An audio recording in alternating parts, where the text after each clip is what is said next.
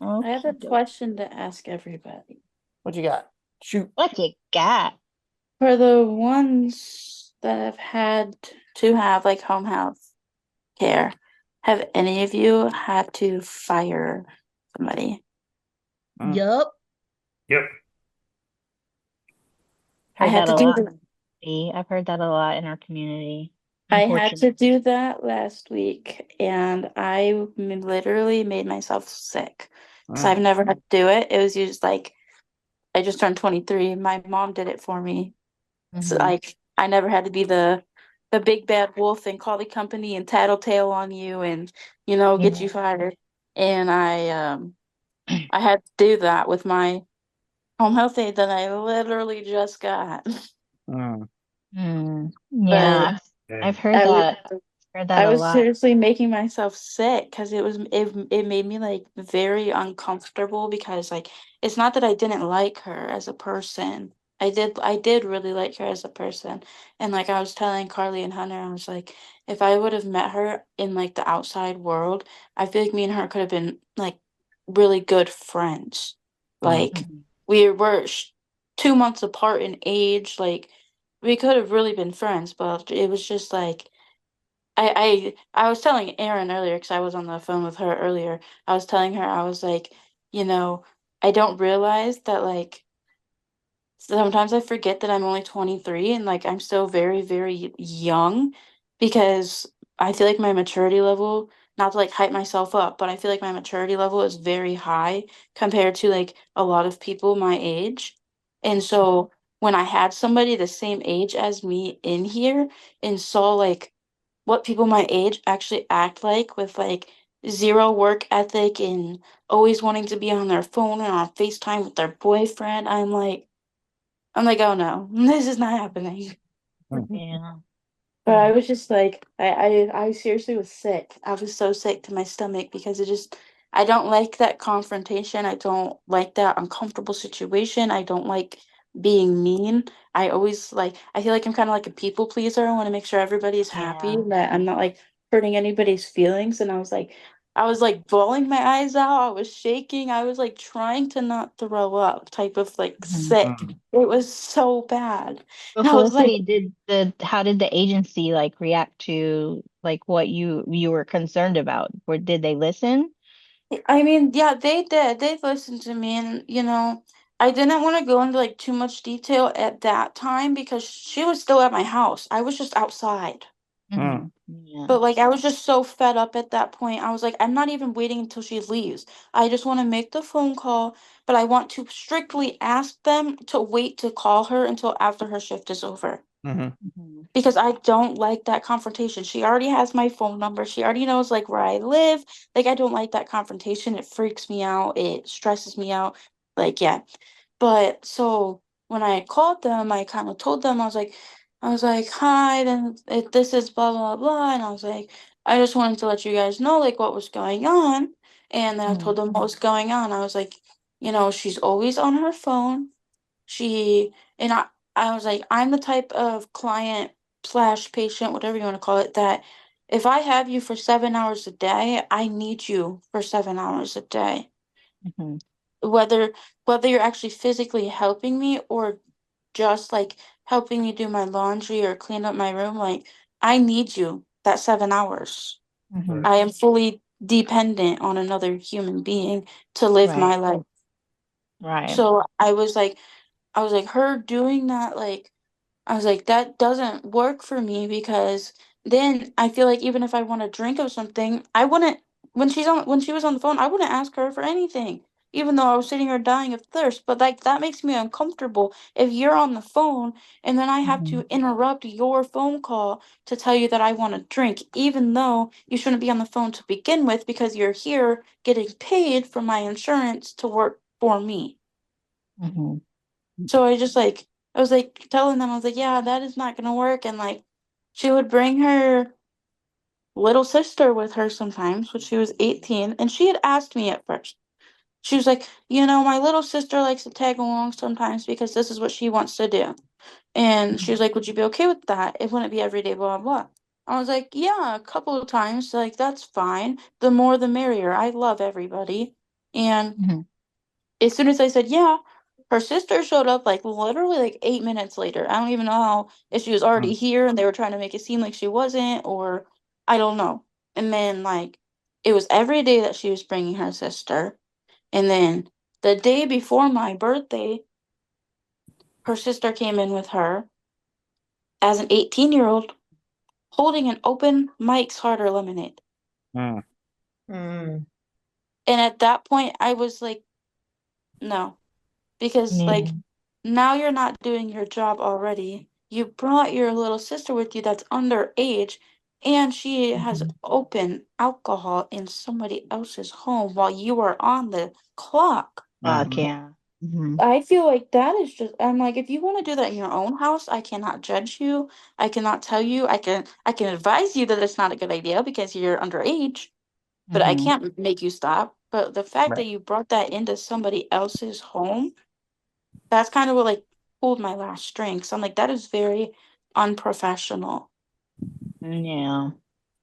Mm. But I just felt like I was just really upset. I was like crying for like hours because I just, and Carly and Hunter, they're like, it's okay, like you're not being mean. Nobody's gonna hate you. And I was just like freaking out because I felt so bad because I've never had to do that before.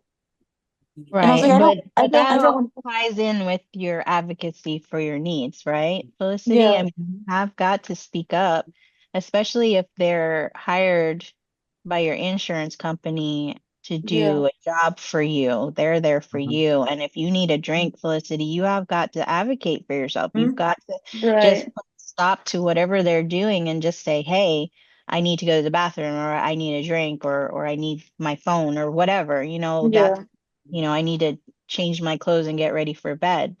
They're there for that period of time. right, You definitely need to speak up, and don't feel bad about, like, if your needs are not getting met, especially if that whatever it is in their scope of their job description. I mean, you have right, every right to request that those the things that they're hired for are being done, because you are fully reliant on another human being to be a successful human in your own home, like, and you yeah. should be able to feel comfortable, And you know that's what I was saying. I was like, and for I was your like, I basic don't. needs. I was like, I don't like that now. Like, I was like, I've already been feeling bad because I know it's really hard for Hunter to help me. So I was like, Mhm. I've just been so excited. Like, oh my gosh, I don't know why I'm getting emotional. God. I was like, I'm finally like so excited that, you Yeah, because know, he has a release now, right? For yes, because now like I feel like I don't have to focus on my relationship being also Mhm. a relationship and like a caretaker role because that in itself is a whole Going. nother realm of like Mhm. that ruins a lot of Mhm. relationships trying to Right. play both of those roles, and it has caused me and Hunter a lot of issues. And Yeah. so like I was just so excited because I'm like finally like I can stop feeling like horrible that I'm putting it all on him, and like Mhm. he'll finally get the break that he deserves because he does so much for me and for our animals, and like he does so much already, and it was just like making me really excited. And then somebody comes Mhm. in here and I'm like so uncomfortable. I'm like literally hiding like a child in my bedroom or running away, going outside because I'm so like awkward and uncomfortable with how it's like being handled.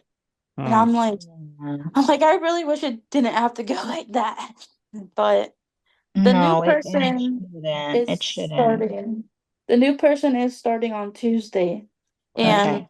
they specifically went ahead to let me know that it was an older lady because I was like, I don't mean to sound any way, but I would really prefer somebody in their late 30s, early 40s. Mhm. Mhm. Like Yeah.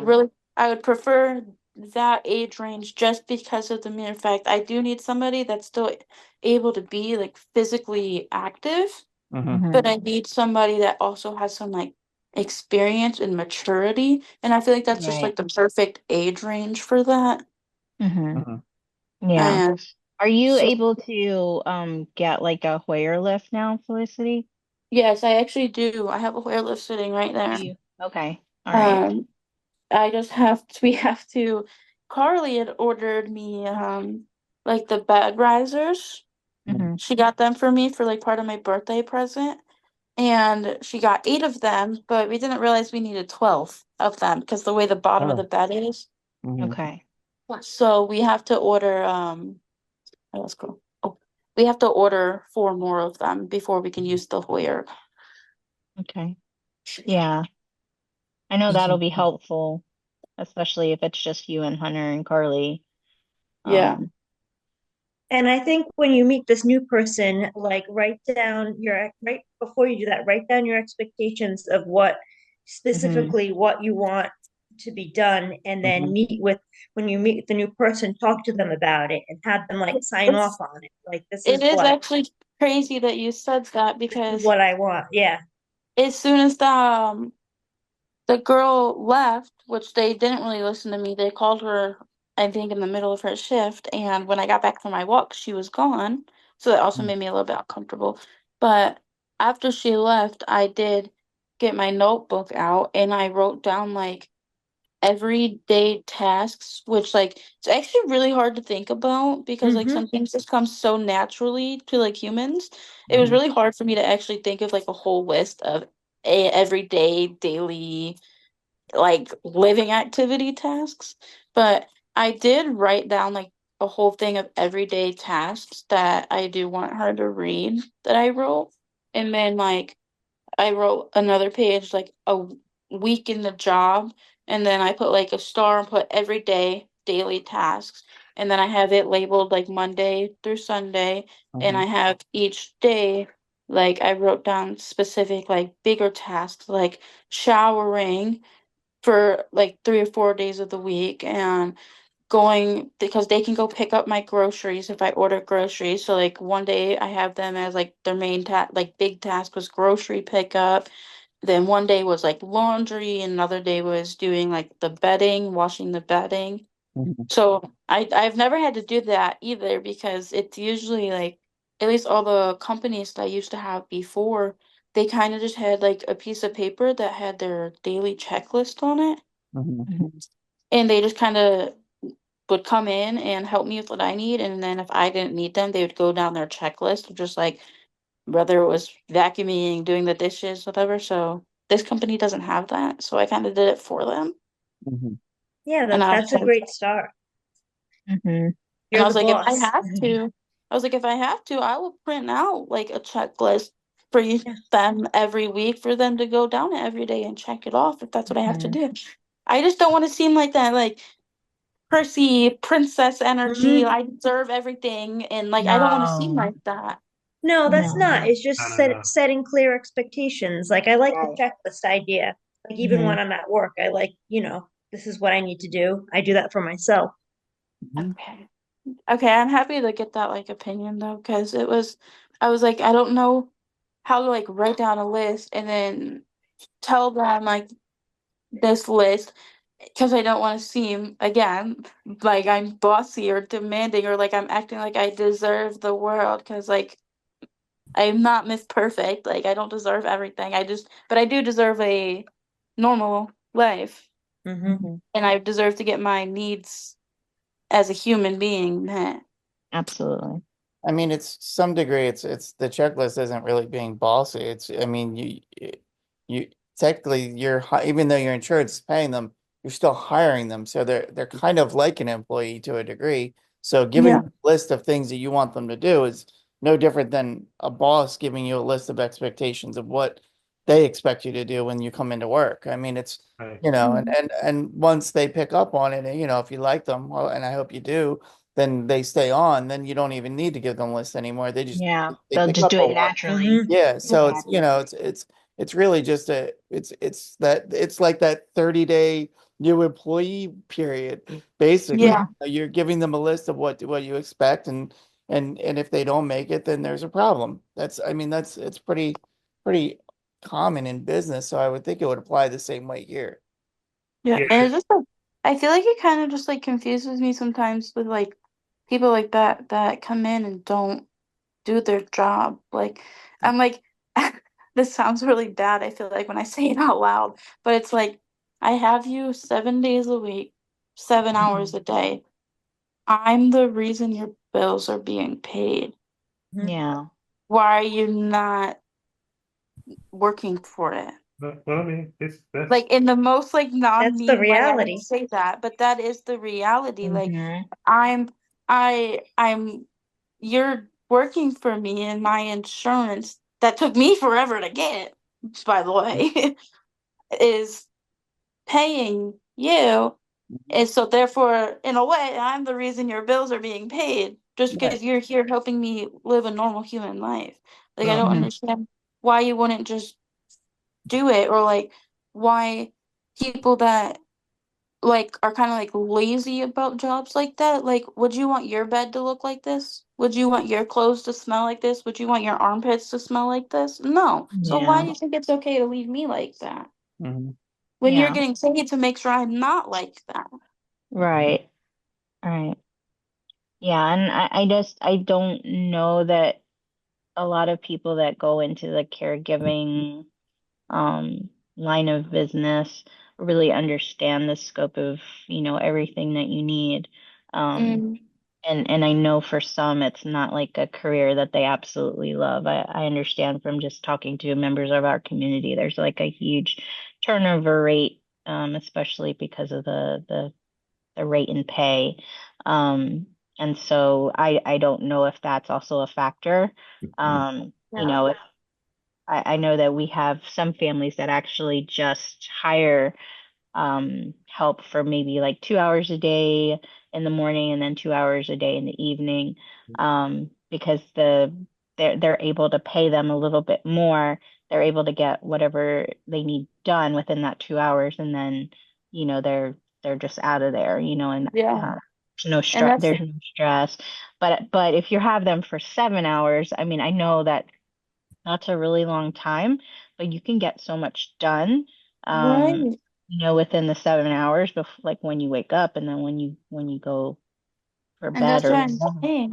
I was like, I I would be embarrassed for any of you to even see our bedroom, honestly, because like when you have three AMCers in the same house, and then you have three AMCers trying to all take care of each other and take care of three Mhm. dogs. Right. There's only so much each one of us can do individually, and things get messy here, and things get messy here Mhm. fast. It gets Right. messier faster than we can physically clean it Keep up. up. Right. To keep up with. And so it's like even like I feel so bad like Carly's office. She didn't really use it anyways, thank God. But like her office literally looks like a storage unit of like Yeah. all of me and Hunter and some of her crap. Yeah. But it's like none of us can go in there and organize all of that. So at least if I can have somebody here to help Mhm. me go through my stuff that's in there and organize my stuff, that cuts a lot of it out. Yeah. Okay. You I'll plan a road trip to come help out Carly. I'll clean Carly's office so she can use it for work. it's yeah, it's pretty bad. And we have her old scooter in there and my old wheelchair in there. So that's Yeah. just but I don't even know what to do with that stuff. I was like, I don't know what to do with an old Well, wheelchair. What am I supposed to if you're not using it and you can, do away with it, you could always donate it to a children's hospital if it still do? works. There's no sense in just trashing it. Or you could put it on Craigslist free, come pick it up, just to kind Right. of You could also get. ask, like in the Facebook groups, if anybody needs what you That's have. true. Mhm. I If know I see that all the time on our Or a Facebook. Yeah, scooter too. Mm-hmm. yeah. Just in the AMC group, see if anybody's local that might could use it, Mm-hmm. you know.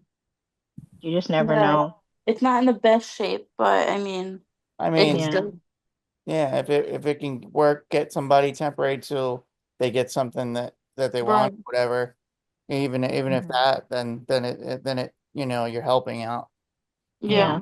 And the only other thing I can think of, Felicity, is maybe reach out to Sarah because I know that she has dealt with this for a number of years, with caregivers in Florida. I know that you come from Florida, so you know how it is, the fight that she has to put up with, but maybe ask her for some tips on like what she was able to do to communicate effectively with her caregivers. Because I know that I want to say that she either pays out of pocket now, but there was a lot of caregivers that they would send her, and it was just an awful experience for her overall. Yeah, And I know that she went through, I think, 12 agencies or something like that. So I would definitely sounds reach about out to right, Florida. yeah, so I would definitely reach out to Sarah because she would be a great resource in that realm to see just and maybe even help you have the confidence to advocate.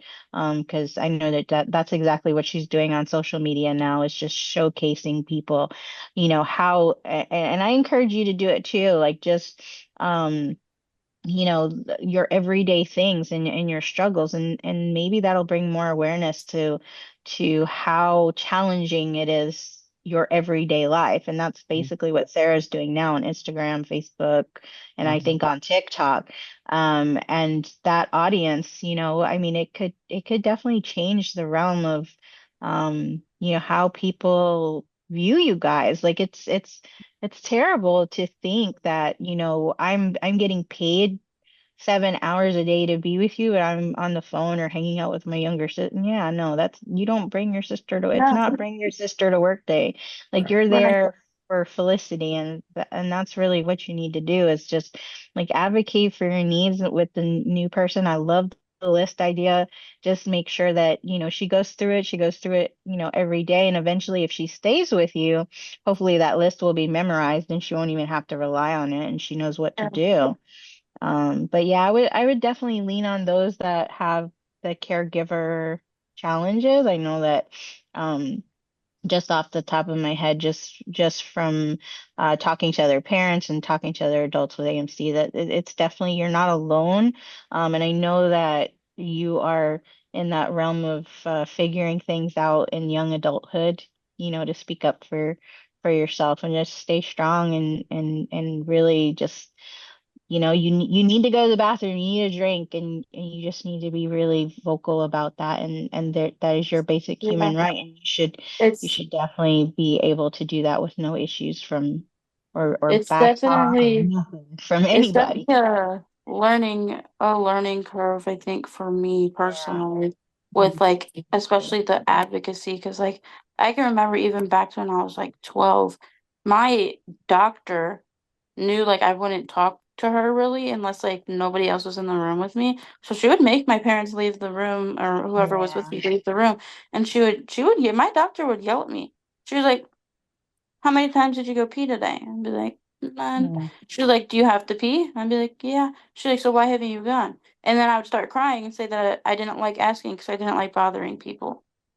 You didn't want to feel like a burden to your Yeah. parents. Yeah, and I mean, I seriously used to give myself TMI, but I used to give myself UTIs Mm-hmm. from doing that. And it's Yeah. like, I definitely throughout like high school, with that being in like my IEP, they like made that my goal to be, they're like, you have a big mouth. We know how to talk. You can talk back and get sassy all the time. So why can't you do these things? So this is Right. your goal to advocate for yourself. And like throughout high school, I definitely got like a lot better at it. Like I won't sit Yeah. here until my tongue is white because I'm dehydrating myself. Mhm. Like I won't do stuff like that anymore like I used to. But it's still definitely, especially when it's like a stranger and it's a new person, I get very Mhm. uncomfortable. Yeah. Yeah, and I think too that's very common in our community. I've heard that exact thing, where people are not drinking and hydrating themselves because they don't want to feel like a burden because in like an hour or two you're gonna have to go to the bathroom. And I just say, as a mom, please don't compromise your health for, Mm. your basic need to drink, and don't feel bad about needing hydration because you definitely need to eat, you need to drink, and it affects everything, like your moods, your, everything. It does.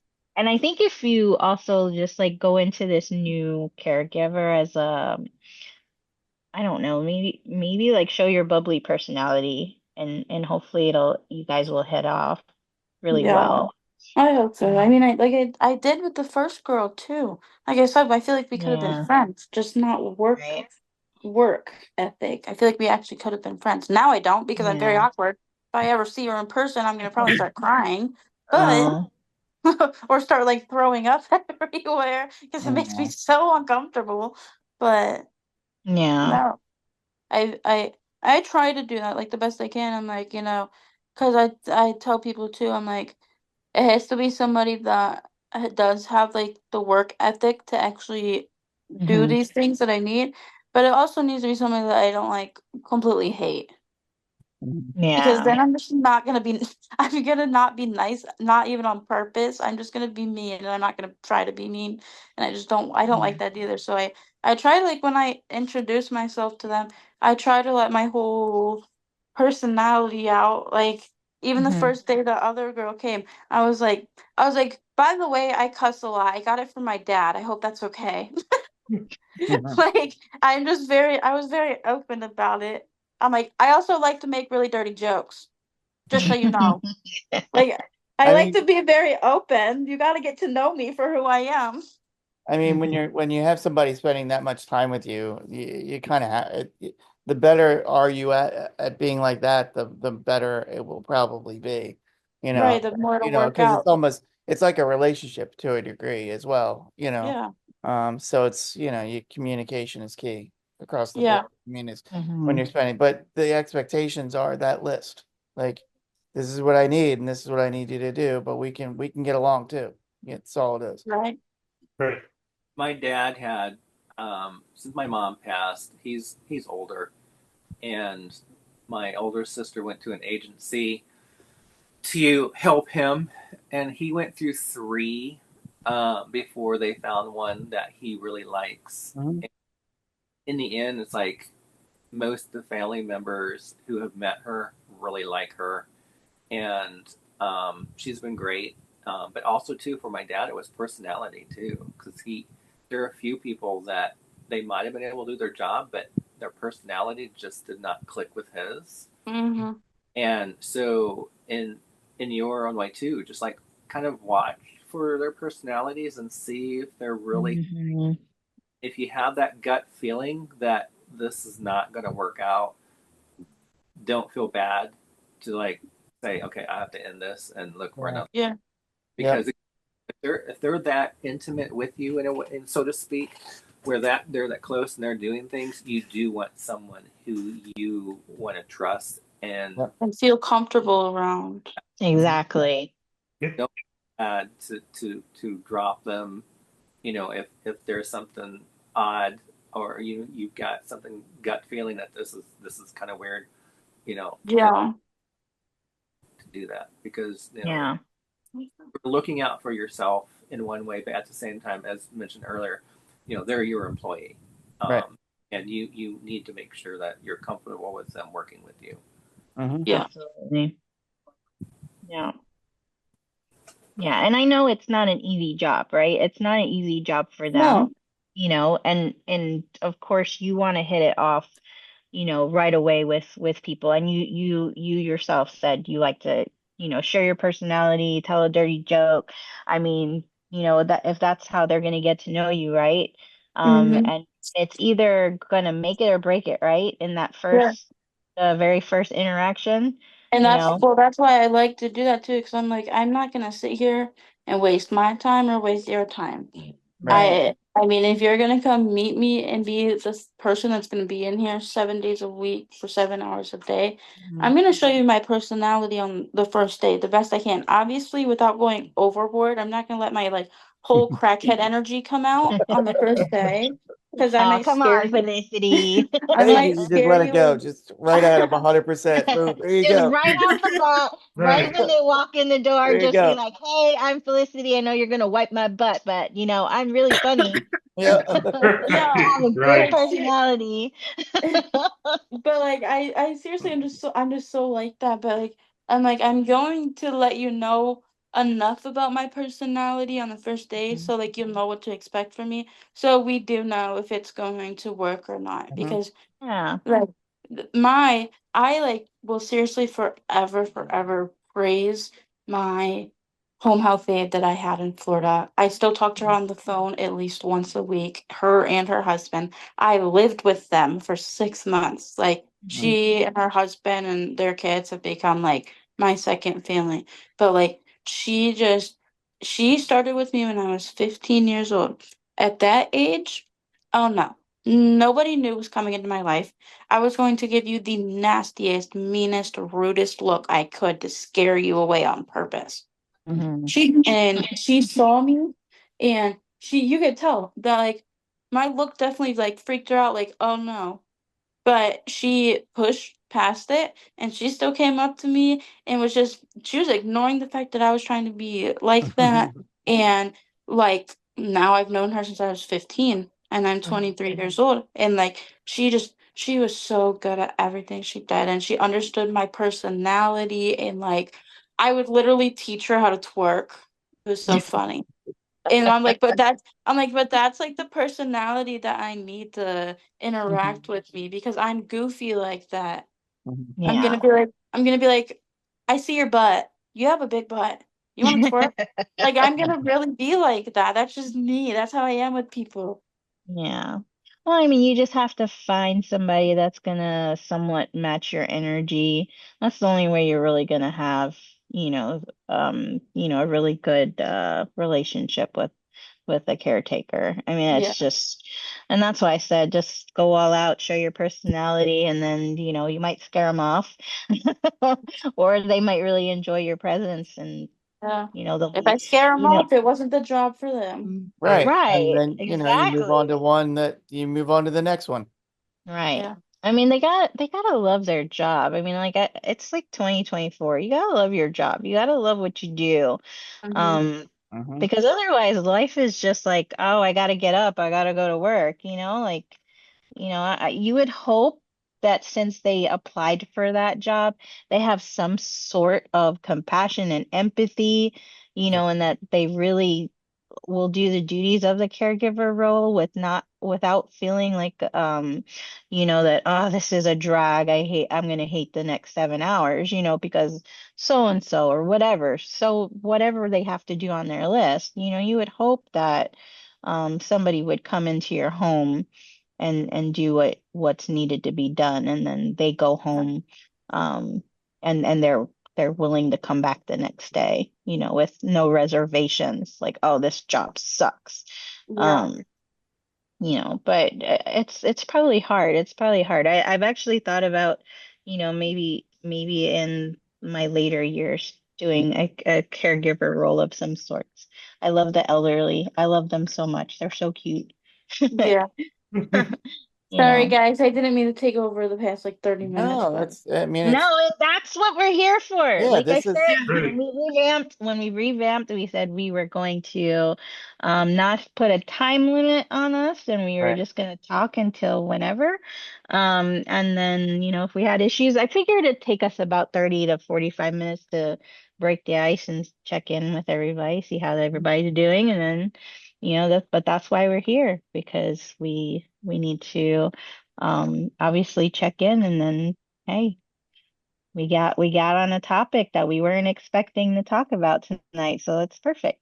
And here's the thing. I mean, now that we're going to air this on Tuesday, we don't know how many other people that might be in similar situations like this that Yeah. don't have these ideas, and like that you're helping, because we're pre-recording it, which is great because then we can talk amongst each other in an open space and not be concerned about live stuff, and we can actually get to the heart of whatever topic it is. But that's the beauty of what we're going to see. What we're hoping is what we're going to see happen. That once it airs, we're going to see messages of like, wow, I'm dealing with the same thing, thanks for the advice. And yeah. and they can email you guys, they can talk to you guys as well, and we can create a conversation to keep it going, and that's what we're trying to do with this. Yeah. But then Why I And we hope even it did does. creating I hope it does help resources. someone. what's that. I said I hope it does help somebody else. I'm sure it will. I mean, Oh yeah, definitely. Definitely. I mean, even creating a resource guide, like, mhm, that could be something that we carve out on our website too, is like how to advocate for yourself. mhm, what are your role as a caregiver? And then what is your role as, somebody that needs the caregiving, right? Mhm. And we could put all those ideas to paper. So that way, if somebody else is struggling, we get questions all the time. We get phone calls all the time. How do you handle this? I have a student that has issues with toileting. Like what do you do? And then the automatic answer is, put it in their IEP where they go to the nurse's office to go to the bathroom so that way the nurse can help. And sometimes we have families that have challenges with the nurses that don't want to do that because they're like, oh, that's not part of my job description or Oh, whatever. And yeah. then the family is having to fight for like a one-on-one aid. Well, then the district don't want to pay for the Mhm. one-on-one aid. And so then the nurse has no choice but to help the part. What are they going to do? And then like some people's solution is, well, then the parent can come up there and toilet their child because the nurse refuses to do it and then the district refuses to do the one-on-one aid.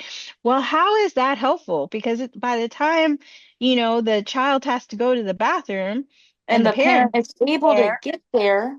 exactly, they're doing it in their pants. And so then Mhm. you're having a whole nother issue on your hand. Mhm. So, it's like Like parents work.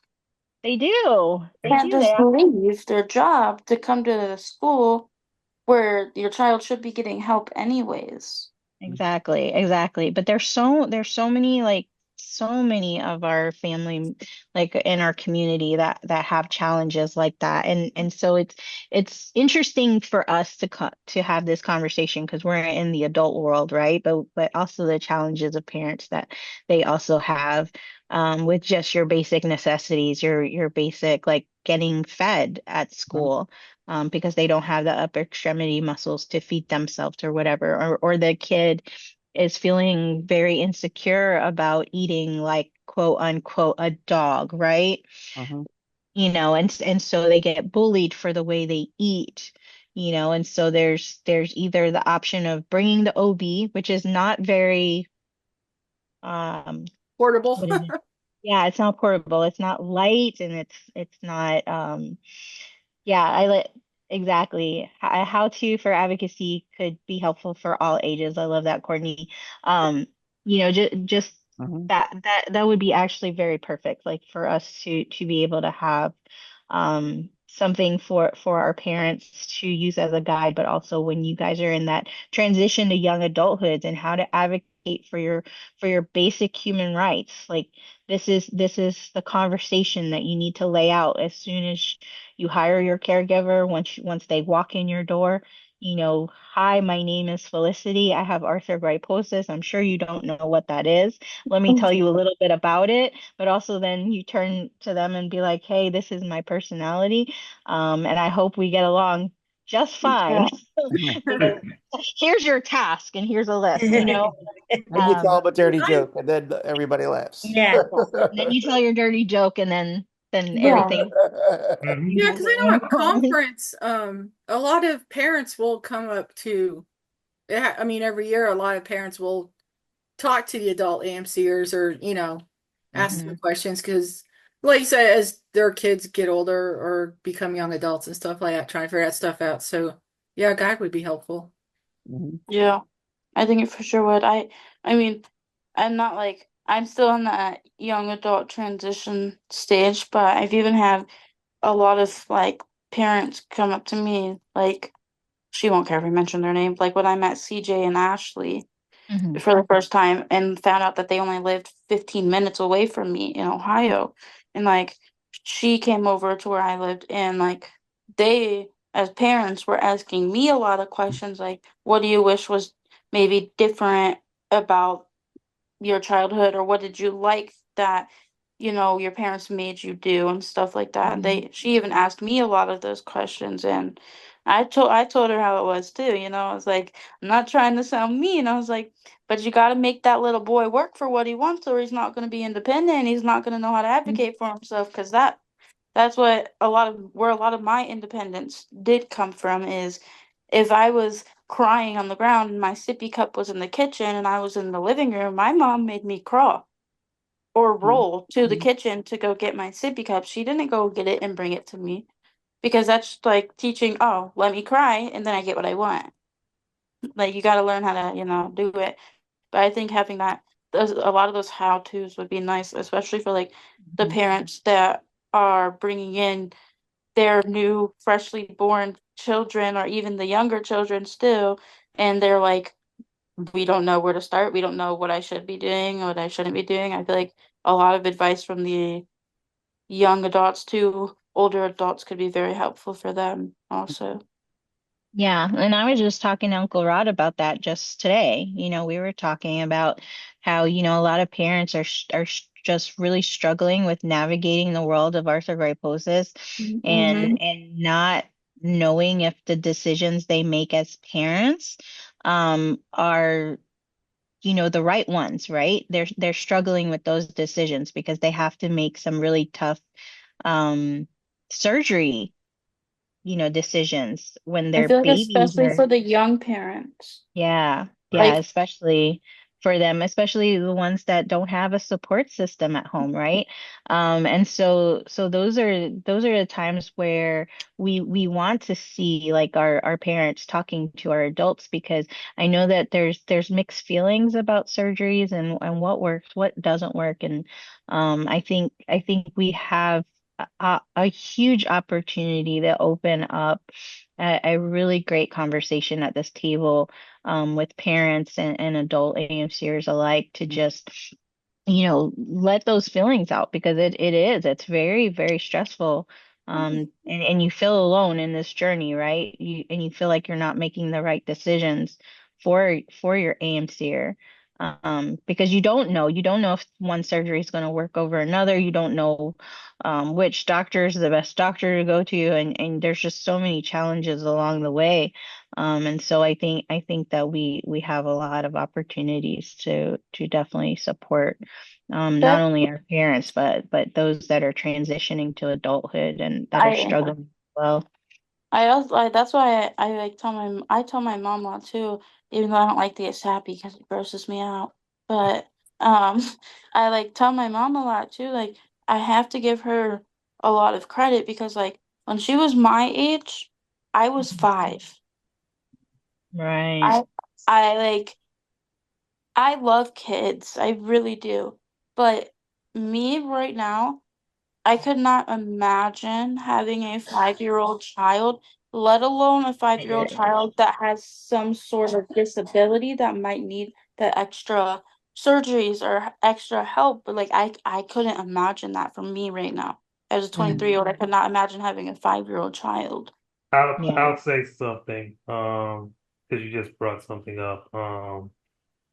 When I was younger, going up through these surgeries and stuff like that, of course, like we didn't have all of this that we have right now, and there were times where when my dad would really tell me, he would just say, hey, he told me a lot of times he was like, hey, dude, when you were coming up, there were a lot of days where I was just like, you want to go outside in the hall and cry? We'll just go outside in the hall and cry together, and yeah, he definitely the weight of it definitely weighed on him, and it definitely weighed on my mom as well.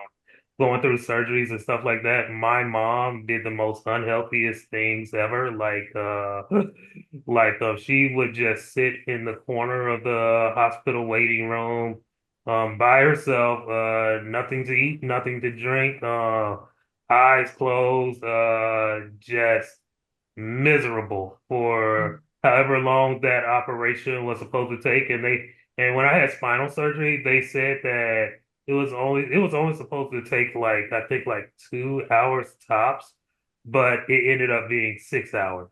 And Mine was like 32. yeah, Mm, so she was just sitting there, just in a corner for like 6 hours, not talking to anyone, not eating anything, not drinking anything, and mhm. just that experience alone, it just has to be just terrifying just to just think about, and yeah, I just wanted to like say that. So I definitely hear that on such a deeper level. So I mean, I'm the one going through it. So for me personally, the crappiest thing about it was that now intensive care was horrible. That was miserable for me. Like had a tube in my mouth. I couldn't talk for like 3 days. It was, I mean, it was so far you couldn't talk, you couldn't do anything, and everyone around you was in like a little miserable state. So, and I was in the ICU after that surgery for like 48 hours or whatever. And Mhm. yeah, so No, uh, yeah, I definitely get that. And I feel like a lot of the parents don't get enough credit either. no, Mhm. Yeah, So like we love definitely. you, Lonnie. right, we do. Yeah. Thank you. Thank you. Thank you. Yeah. I can definitely, and I think it's Doug that always talks about how the moms don't get enough credit. We probably have one of the hardest jobs, right? As mothers to make hard decisions for our kids, and we don't necessarily know if outcomes are going to be successful. So that's a lot of pressure on our shoulders. Um, and yeah, I can definitely empathize with your mom and being in a waiting room, and just not eating, not drinking, just in full concentration mode of when is that phone gonna ring? Because that's what they tell you. Like the doctor will call or a nurse will call to let you know things are progressing well or whatever, and then you don't hear from them until the doctor comes out and says, okay, surgery was a success. And so those hours that you're in a waiting room by yourself, you're it's nerve-wracking, and you're like, oh my gosh, this isn't a stress and a feeling that you don't wish on anyone. Um, because it's scary, right? It's definitely a different experience. And so yeah, I can feel your mom's heart, like, because I know exactly how that feels.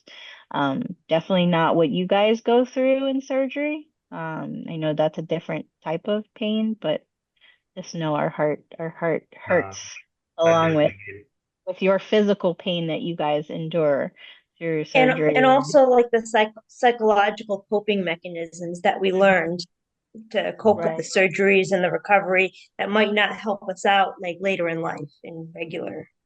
hmm Yeah. Yeah. And I think us as moms, we're very sensitive because we don't want our children to hurt, right? We don't want them in pain, and I remember Abby just like hating me after surgery. She's like, don't touch me, don't hug me, don't talk to me. I I was know the part of it same was like, exact way.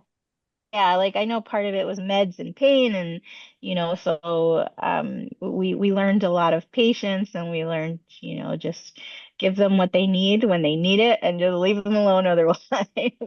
I had I had one like very special moment like that after my spinal fusion. Um But same way, I was like, don't touch me, don't talk to me. No, you're not brushing my hair. No, I don't want you to do my makeup. Leave me alone. Like, I was so mean, so mean. But after my spinal fusion, since it was a 90% spinal fusion, like they just altered my entire upper body, basically. So I was very scared for how my mom was going to pick me up with Oh yeah. like how she if we were gonna be able to do it the same or like if it was gonna hurt when she did it. And it was seriously maybe like 4 or 5 days after surgery, we looked at each other with like this like huge boost of motivation, like, okay, let's try this. And I was scared, I was crying, I was nervous, I was scared she was gonna drop me. I don't know why, because she never Mm. dropped me before, but I was very scared. And so she sat me up on the edge of the hospital bed. After being all mean and grumpy, she set me up on the edge of the hospital bed. She picked me up and moved me to like the bedside commode. And she like fell to the ground crying because I was crying like happy. It was happy tears. And we just both Mhm. yelled like, "We did it!" Like it was a very special moment. It gets me like choked up talking about it. But it was like Yeah. I feel like those special moments can make it worth it. Yeah, Absolutely. it is very hard. It's hard on the parents' end, I could imagine. and it's hard on the child's end getting the surgery because it's Mhm. surgery ain't fun. No, None. no, it, it I is can't not I fun. can't even It's, imagine spine surgery. Like I don't know how you guys do I it. was I was 14 and it was actually very scary. My body at 14 got addicted to Dilaudid. Mm, I had okay. to I had to have like I had to be weaned off of it because my body was addicted. I had withdrawal symptoms, but that was the Mm, only medication that helped because I don't know about you guys, but ibuprofen doesn't work anymore. Tylenol doesn't work anymore. It doesn't do anything. It doesn't take the pain away. So, I was like I wanted to avoid that medication just because I know my family history on people that I don't speak with anymore. But I wanted to avoid the addictive pain medications for that mhm. reason. And Right. I, But nothing else touches your pain. and it didn't. And I Yeah. mean, you just took all the muscles on the left side of my body, like on my back, that used to only be like 2 inches long and stretched them to 8 inches long from my shoulder all the way down. Like I'm in pain, and this isn't doing nothing for me. So I had to take the stronger medications and I, finally didn't like the way it was making me feel. And I was like, oh, let's cold turkey stop taking this medication. I'm 14 though. I don't know any better. And Right. yeah, the next day I was shaking, I was throwing up, I was Mm, sweating, I had a headache and I cried and I cried and I cried because I was like this is the one thing I wanted to avoid, knowing some of my past family. This is what I yeah. wanted to avoid, and then this is what happened. And now I'm sitting here as a 14-year-old freshman in high school, and I have to wean myself off of a narcotic. And Right. that's not, I feel like that happens a lot too, that a lot of people just don't see that, Yeah. that Or have surgery. they don't talk about it, It's They not don't talk talked about about, but that. it's Right. it's That very struggle. real. It's Right. very, very real, and it's very easy for your body to get addicted to medications like that. It takes 3 days. It, Right. it takes 3 days, and your body starts to rely on it. And if that's the only option you have, that's going to take away the pain. That's what you have to do. And Mhm. yeah, it's very scary. And that's really a good thing for parents to be aware of, like to look for those signs because maybe they're not even aware that that those narcotics are addicting and can have a huge effect on your body post surgery Yes. because it's not talked about, It, it's not. I mean, I feel like it's kind of not talked about a lot because you don't ever want to think about like probably even as like a doctor or surgeon, you don't want to think like, oh, I should give the warning signs that their 14-year-old could get addicted. Because I don't want to think Mhm. about 14-year-olds and drug addictions, but like it's not like we're purposely getting addicted to it, but Right. there is that chance that your body can get addicted and rely on it. And I feel like Hmm. that does need to be talked about a lot more than it Right. is. I remember Right. telling Dr. VB about it actually when Hmm. at this past conference. I told him how that happened to me. He was like, I'm so sorry. It's like, it's not your fault. It just Right. happens. But, you know, And I think it I'm doesn't. wondering too, like if something happens like after like post surgery, the more serious, more involved surgeries, if there's just something that happens where you just don't like you don't those medications don't work anymore, right? The over the counter, your OTCs, Yeah. like they don't work anymore for whatever reason. I don't know, it'd be an interesting research project to see like how many of our AMCers don't relax to or don't react or to the over the counter. So I would be really curious to see if I there's think I think a lot of it has to do with because we've had to take it so much mm, yeah, for, just basic, simple basic. body aches and pains. Mm, On top of what an average person that doesn't have our disability, like just taking it for a headache or, if you have right. cramps, but I feel like we take medications like that a lot more because of our bodies being all achy all the time and Mm. our muscles and stuff like that. And I feel Right. like we just kind of get immune to it, so it Mhm. doesn't have a strong effect anymore. Mhm. I mean, I can Wow. I can relate. I had that same withdrawal because I was on Dilaudid for 9 months when my spine collapsed in 14. So in 2014. So I definitely did the same thing. I stopped cold turkey. After the surgery, they had me on Dilaudid, OxyContin, and lorazepam, and I Hmm. stopped at both. And it was 2 weeks of me basically coming out of it Detox. on the couch, sweating Yeah, constantly, just drained. And then it took about 6 months for me to actually get my headspace back. So it's yeah. definitely a real thing. Um, I know for me though, I also had a genome test done, and they found another genome in my in the test that stops pain medication from actually doing anything. Oh, wow. So Yeah, interesting. it wasn't really doing anything to begin with.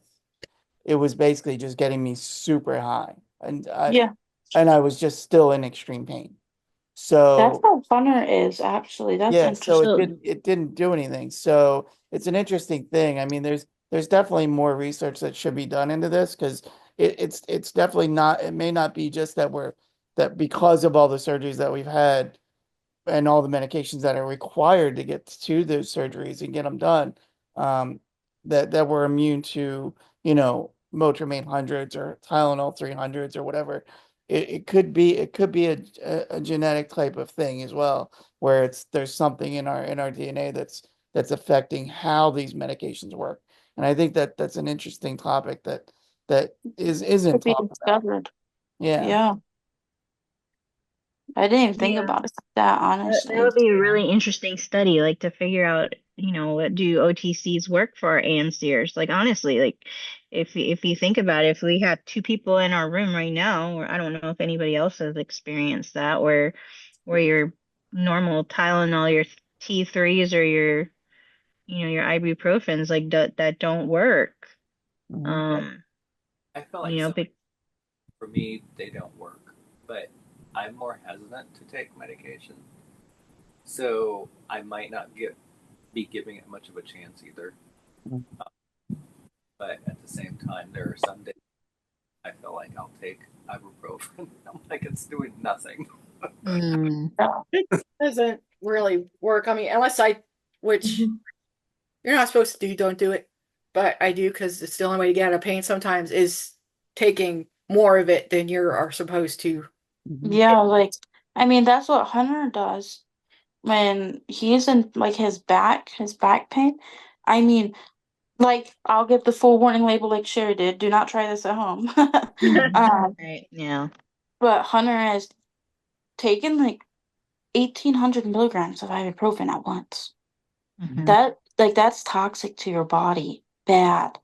My And it still rheumatologist, doesn't, it still won't do anything for him. Nothing, zero, nothing. Not even like slightly different. It's the exact same amount of pain. my And I'm rheumat, like, yeah, my rheumatologist won't only prescribe the strongest thing he'll give me is Tylenol with codeine in it, Hmm. Yeah. and I'll again, it's not how you're supposed to take it, but sometimes I do because yeah, you want the pain to stop. You're only supposed to take one, but I'll take two.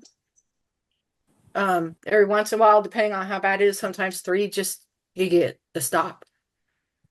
yeah, but I also feel like that's like sad that we have to do that and do that like damage to our liver and our kidneys just to get the pain to stop. We have to take like triple the amount that's recommended by what is it called? The FD? No, is that food? I don't know what it's called. Your You guys, prescription, yeah, your prescription amount more yeah, than what you prescribe. or more than what like the recommended Dose, dose of right. foods. That's scary because it already damages your liver and your kidneys so much. Yeah, I think it also messes with your stomach lining if you Yeah, take like too much Tylenol. I think it's Tylenol. If you take so much of it after, I think it messes with your digestive, and I don't know. I'm not a It doctor, does. but I've I heard was drinking a lot of things with aloe in them when I was on medications to help my gut. And I also used weed for that just to keep just so I would eat. Otherwise, I wouldn't have eaten. I mean, That's how Hunter is too. yeah, He can't eat because it hurts. Oh yeah. my gosh, you guys need to talk.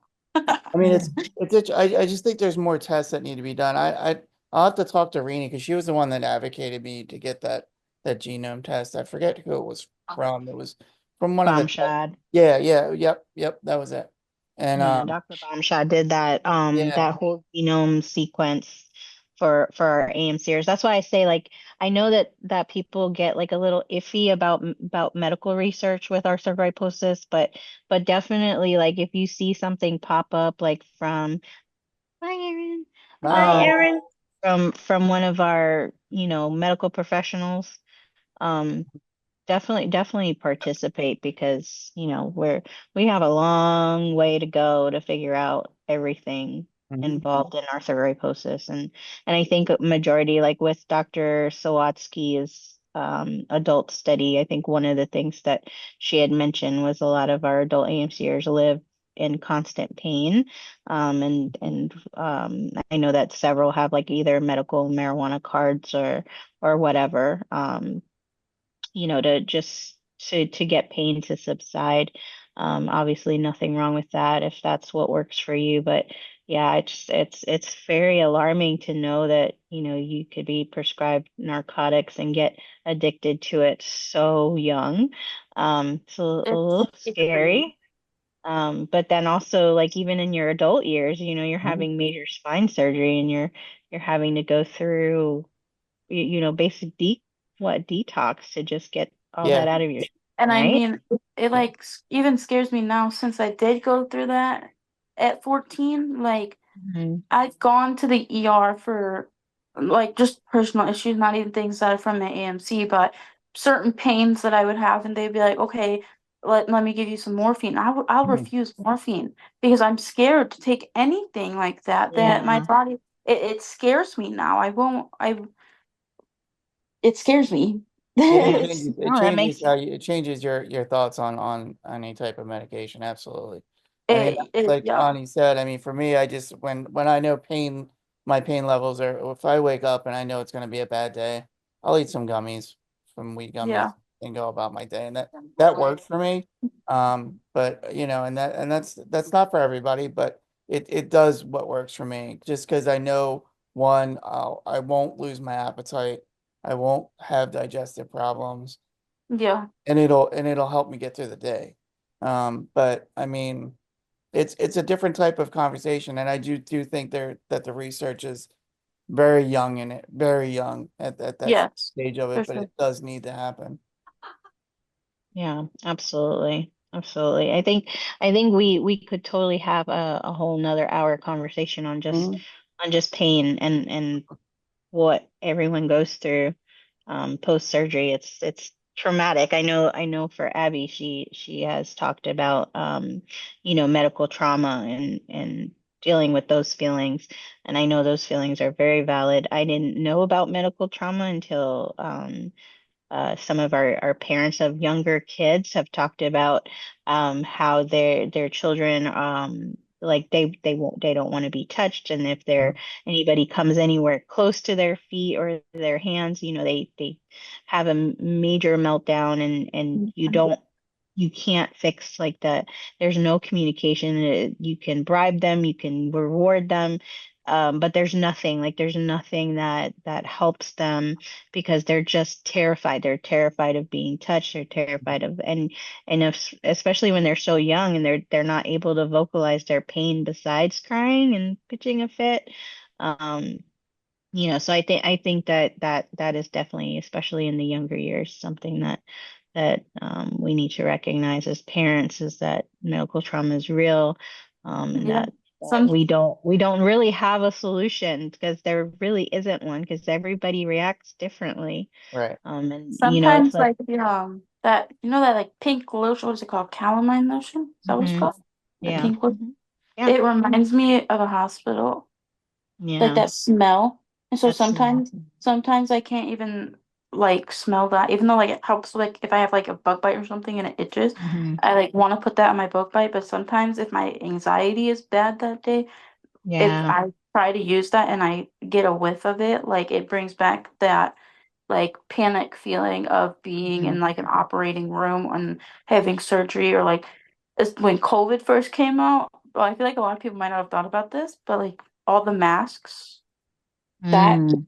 that was really It's big for triggering. me. That was Yeah, very actually triggering for me. That's why a right. lot of the time, I'll admit, a lot of time I refuse to wear a mask Hmm. because being around everybody wearing masks like that, especially like medical masks, like it Hmm. seriously was very triggering of, reminding you of all the hospital visits for this surgery or them making you stretch like this even though you're in so Hmm. much So pain and much like pain. it reminds you of all of it and it's very triggering. Yeah, At least for yeah, me, and I know a lot of other people, but yeah. No, Yeah, I yeah. To me, COVID was definitely like triggering, reminding me about the hospital and everything. Like me having to wear a body jacket was like very uncomfortable when I was growing up, and the whole mask thing just brought it all back because that was uncomfortable for me to wear a mask too. And like hmm. yeah, people would judge you if you said, "Oh, you should not you still have to wear it." Like that was the response people gave me for me wearing the body jacket. So I'm like, no. yeah, No, not Yeah. understanding like the trauma and PTSD that some people do have from that. yeah, absolutely. All right, you guys, we have covered 2 hours tonight, which is incredible because usually by an hour we're like, OMG. Okay. We don't have anything to talk about tonight. So thanks, Felicity, for opening up a great conversation. We can go on and on for Mm. uh 3 more hours, but we need to save some for next Sunday. So Yep, Yeah. Part two next Sunday. yes, and exactly. Ted definitely needs to clock out because after he gets off of here, he has about an hour of getting the recording Getting up on YouTube and then prepping it for it all Tuesday. set up. Yeah. So we don't want him to go overboard too much, but we'll see you next Sunday, hopefully. Yep. Yes. So I do have a memorial service, so I don't know if I'm going to be able to come. But you guys are in good hands if I don't get to come. Um, and then hopefully Felicity will bring in another subject for you all to talk about. Oh gosh. The The pressure is pressure's on. on. Don't let us down. Don't let us down, Felicity. And oh yeah, we forgot to sing. So if anything, if worst comes to worst, we could all just Christmas karaoke. Wear your Yes, Christmas hats. That's Hmm. right. I will literally go buy that full body Grinch costume. I swear on my life. You should. You should definitely. That would Yeah. be awesome. Tell that. Hunter said, "Don't tell me that. Don't encourage me." Yeah. Oh, I'm encouraging you. Do